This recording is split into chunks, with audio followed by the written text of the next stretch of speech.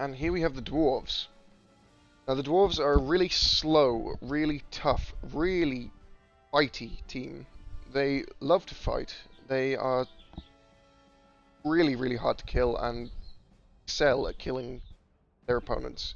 They're really good against high strength teams, and they're really good against teams that have a lot of dodge. And I'll explain why later. Their weaknesses are they are so slow. Scoring with dwarves is not something that you do very easily. They are very expensive. If a dwarf dies, you will be feeling it for the next 2 or 3 games. They have a big guy called a death roller, and he's fun but kind of awful. But other than that, they don't really have a big guy. The game reckons they're one of the hardest teams to play, and I'd agree they are super, super hard to get the most out of. Let's have a look at the players now. Big team. Mash some buttons. More buttons. Okay, so the dwarves have 5 players available to them. This is their big guy, the death roller. As you can see, he's a dwarf drinking some beer on what is basically a giant tractor. This guy is seriously nasty. Slow.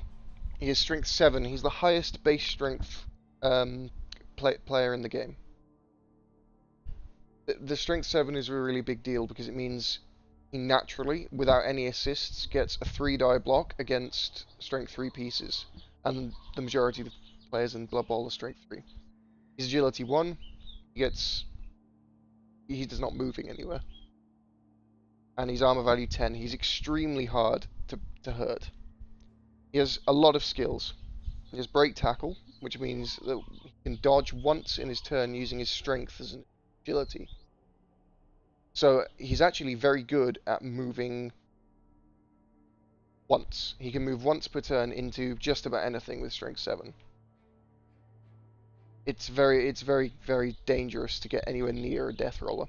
He has dirty player. This means he adds 1 to any armor roll or injury roll made when he fouls. So he's good at fouling. Got Juggernaut. When he blitzes, he acts as if he's got wrestle. He acts as if he's got block, so he can push people around. Mighty Blow, obviously, just adds +1 to armor or injury, and no hands. This player can't handle the ball at all. He's got 2 negative traits, which is Loner, so he can't use rerolls very easily, and he's got the secret weapon. So as soon as a drive ends, this player is sent off, regardless of whether or not he's on the pitch. So you get one drive with the death roller unless you bought a bribe, and after that he's sent off. I don't use him. If you do decide to use him, despite his high cost and secret weapon, are you kind of forced to bring a bribe to keep your investment on the field long enough? Yes. So that just adds to the cost then. Yeah. One of the key strategies against a dwarf team with the death roller is actually to score quickly. It's kind of risky because if you lose the toss and you've got a death roller on the field, your opponent will always, depending on what they're playing, will generally pick offense and try and score within 2 or 3 turns. So the death roller's just gone. But if you're lucky though, and you get to receive the kickoff, you're gonna be stalling until your very last turn. Absolutely, people with this thing. The death roller is one of the more complicated and interesting players in Blood Bowl, and this guy is one of the reasons why dwarves are so hard to play properly, because using him effectively is very difficult. Anyway, the next player is a Troll Slayer. These guys are seriously nasty. They're slow, like all dwarves, strength 3, armor value 8, so they're actually kind of weak in terms of survivability. These guys, as you can see, they're not wearing much armor. Got kill tattooed on his back, he's a hard man. But they have block, they have dauntless, and they have frenzy. The dauntless means that whenever you try and block a piece with higher strength, you roll a dice, and if you roll anything but a 1, you act as if you have the same strength as your opponent. And it doesn't matter how strong your opponent is. If you win that if you succeed in your Dauntless roll, you act as if you have that strength. So you are guaranteed, pretty much, a 1-die block on any piece in the game. And when you have block, that's very nice. Especially because most of the time, the high strength pieces don't have block. So you have an advantage in a 1-die situation. They also have Frenzy, which means they get to block twice. This is really fun because it means Troll Slayers can push people into the crowd. They're also really good at breaking into cages because they can blitz a corner of a cage straight off. It can be a problem as well. Frenzy is a bit of a double-edged sword, especially if you're a newer player and you don't really understand how it works, because you can quite easily get drawn into frenzy traps where you think you have a 2-die block, you push someone back and it turns into either a 1-die or a 2-die against you. Troll Slayers are great. They're some of the most fun pieces in the game. It looks like they're hard to remove too, especially if you're bringing something with high strength against it, or Dauntless only works when the Troll Slayer attacks, so it doesn't work. Okay. It doesn't work if they're defending against a block. So a Strength 5 piece will treat a block against a Troll Slayer as if they were a Strength 3, no matter the fact they've got Dauntless. Okay, so there is a way around it then. Yeah, if you knock down the Troll Slayers first, going first with Dwarves is actually very important in my opinion, because especially if you're running the Death Roller, you know, you can actually get some value out of it. Troll Slayers as well, Dauntless, because it only works on the first attack. You want to make sure you're getting that first hit in. Their blitzers are unremarkable. He's quite fast for, well, he's movement 5, which is fast for a dwarf. Strength 3, agility 3, armor value 9. They've got these cool winged helmets, which I like. And he's got block and thick skull. All dwarves have thick skull, which means that they're less likely to get knocked out and more likely to be stunned. It's pretty good. The next player is their ball carrier. This is pretty much the only guy on the team who can handle the ball, the runner. He's got agility 3 and movement 6, so he's, compared to the rest of the dwarves, rapid. He is the only dwarf that doesn't start with block, but he does start with sure hands, which means he can re-roll his attempts to pick up the ball. He's pretty much the only player on the team, other than the blitzer, that can handle the ball. Because blitzers have agility 3 as well. Troll Slayers are agility 2, and their linemen, their Longbeards, which is the next player here, their Longbeards are agility 2. The ironic thing is the Longbeards actually have the shortest beards on the dwarf team, other than the runner. I don't really understand that, but you know, whatever. Longbeards are your linemen. You can have a lot of them. They're movement 4, strength 3. Very tough, armor value 9, and they all come with block and tackle. Dwarves are an elf's or Skaven team's worst nightmare, because the tackle nullifies dodge. Let's have a look-see at the team I just made up quickly. There they are. Oh, here they are. So this, if I was playing dwarves in a tournament, this is a team I would probably start with. Start with 3 rerolls, because you're so low agility that you need them. Just about everyone has block. That's really important. You are going to be fighting people a lot as dwarves. You start with 2 Troll Slayers, because they're fun, and they're really useful. Having Frenzy, especially against newer players, is really good, because it forces them to move differently. You can't leave players within 2 squares of the sideline, otherwise the chances are they're going to be pushed out. You start with 2 blitzers just because you need all the agility 3 you can get. You can only have 2 blitzers. You start with 2...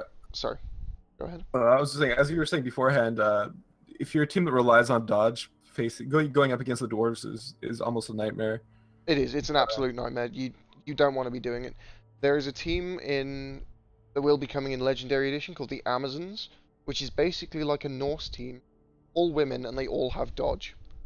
I like to play the Amazons quite a lot, and I played in a Chaos Edition tournament again, and I ran into a dwarf team first up, and they killed all 9 of my pieces just in the first round, just because all 5 of their Longbeards could always knock down my piece, because they have block and tackle. So if these Longbeards are a gutter runner's worst nightmare.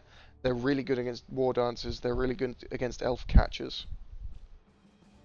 You But want if you are playing a dodge reliant team, like what is your goal? Are you just trying to survive, or are you just... put your least valuable pieces in front of the Longbeards.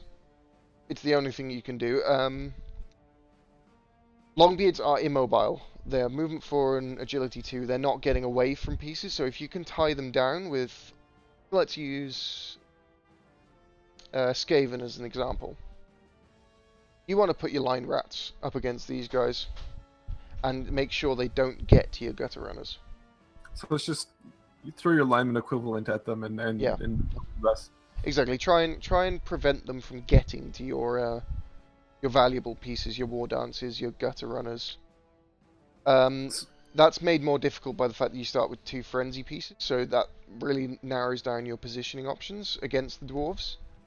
But generally, the best way to play against dwarves is it's similar to orcs. Screen, get away from them. Don't engage them head on. You're not going to win that. We'll just try to minimize the amount of blocks they have against you. Exactly. If you can get it so they only have 1 blitz per turn, that's great.